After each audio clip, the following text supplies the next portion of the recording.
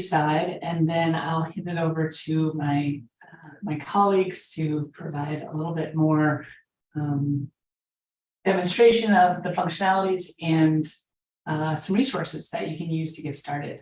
I want to thank Miriam and the team at SDSN and the Eco Ambassador Program for inviting us back. This is always one of the most inspiring workshops we get to give each year, and we're so thrilled that you're using this platform as a tool to help communicate the really important work that you're all doing.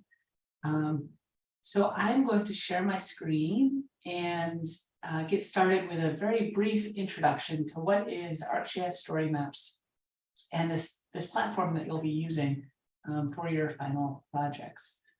So it's worth noting I'm presenting in ArcGIS Story Maps here, and at its very core, story maps allow you to combine interactive maps with rich multimedia content and narrative text to tell stories about the world. It's a very flexible platform that doesn't require any coding, but it really makes it easy to create a simple website that you can share out and communicate your work effectively using maps, multimedia, and text.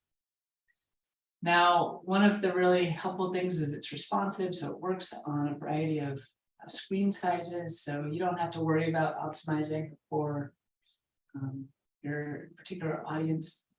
And like I mentioned, there's no code needed. You don't need to use HTML or CSS or JavaScript, but it uses a very basic kind of content block format. So as you assemble the content of your story, you'll use these blocks that range from a basic block to media blocks and immersive blocks. And my colleague Will demonstrate how to get started using those blocks in a minute. So in terms of those immersive blocks, you can see here we've got some scrolling text on top of media. These can create more memorable and impactful storytelling experiences. And again, depending on the content of your story and how you want to communicate your message, you can incorporate these immersive blocks into your final presentations. Now, they're hosted on Esri's cloud server, so you don't have to worry about which browser you're using or whether they'll be maintained, or new update to Chrome will break things linked in your story. We take care of that for you. You all own the content that's created. We're merely just hosting it.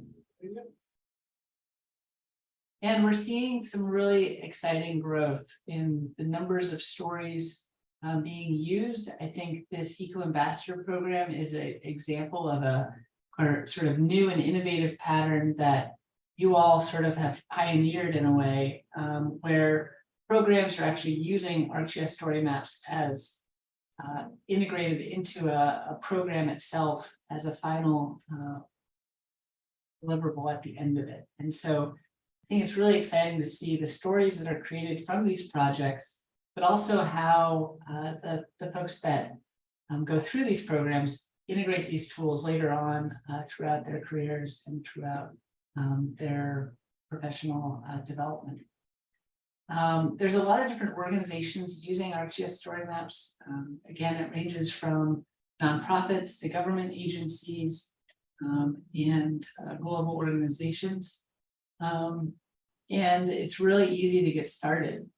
Now, the one thing I'll mention before I hand it over to Will is if you have any questions throughout this series of presentations, please use the chat to ask us. We want to make this as useful for you all as possible and make sure that we're answering your questions over the next hour.